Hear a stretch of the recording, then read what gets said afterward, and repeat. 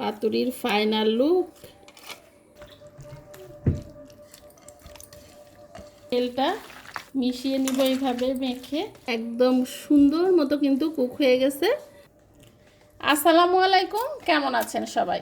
আশা করছি আল্লাহর রহমতে সবাই সুস্থ আছেন, ভালো আছেন। আমিও আলহামদুলিল্লাহ বেশ ভালো আছি। তো আজকে আমি কলার পাতায় মাছের পাতুরি করব, মাটির চুলায়। তো আমি আগে কলার পাতাগুলি যেভাবে এই ডাঁটাগুলি একটু ভেঙে নিচ্ছি, যাতে যখন আমি মুড়াবো তখন সুবিধা হয় আর কি। আর পাতাগুলি আমি একটু গ্যাসের চুলায় সেঁকে নিব। তো আমি সব কিছু এখানে রেডি করে নিয়েছি। এই যে অনেক বেশি করে পেঁয়াজ কেটে নিয়েছি, কারণ এই পাতুরিতে পেঁয়াজটাই বেশি লাগে।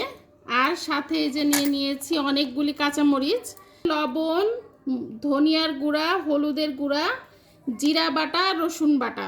তো আমি সব কিছু একসাথে মেখে নিব আগে।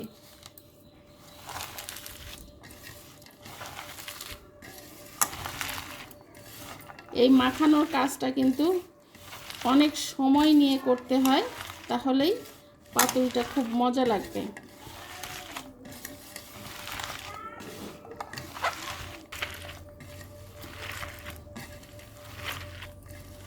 তো খুব সুন্দর করে আমি মেখে নিয়ে এবার তেল দিয়ে দিব। তো তেলটা একটু বেশি দিতে হবে।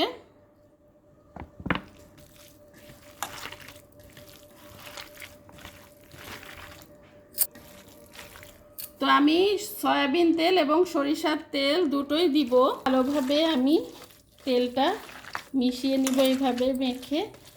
মাখাতে মাখাতে একদমই কিন্তু সফট হয়ে গেছে, এই যে একদম কিন্তু নরম হয়ে গেছে। তো এখন আমি মাছটা দিয়ে দিব।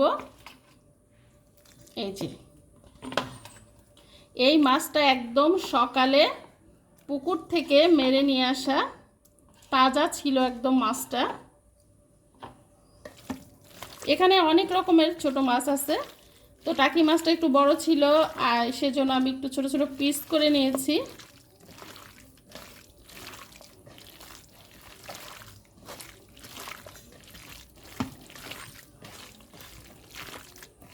আমার সুন্দরভাবে মাখানো হয়ে গিয়েছে। এখন আমি কলা পাতায় মুড়ে নিব।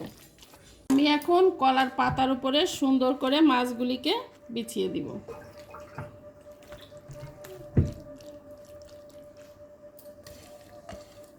দিয়ে আমি আরেকটা কলার পাতা সুন্দর করে দিয়ে এরপরে আমি সুতা দিয়ে মুড়িয়ে বেঁধে দিব সুন্দর করে।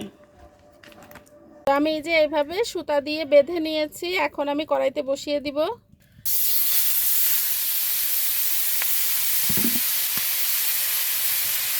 আমি এভাবে কড়াই ঢাকনা দিয়ে ঢেকে দিব। তো এই যে হচ্ছে, চুলার আঁচটা কিন্তু আমি মিডিয়ামে রাখছি। তো আমি এখন উল্টিয়ে দিব।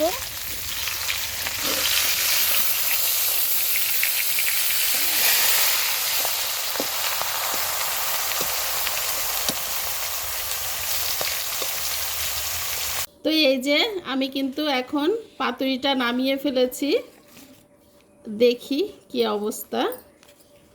তো এই যে পাতুরির ফাইনাল লুক, অনেক ইয়ামি হয়েছে। যে পোড়া পোড়া হয়ে আসছে, একদম সুন্দর মতো কিন্তু কুক হয়ে গেছে। এখন শুধু গরম গরম ভাতের সাথে খেতে হবে এই পাতুরি। আর এত সুন্দর কাঁচামরিচের একটা ঘ্রাণ আসছে না, সেই সুন্দর হয়েছে। তো সবাই ভালো থাকবেন, সুস্থ থাকবেন। আল্লাহ হাফেজ।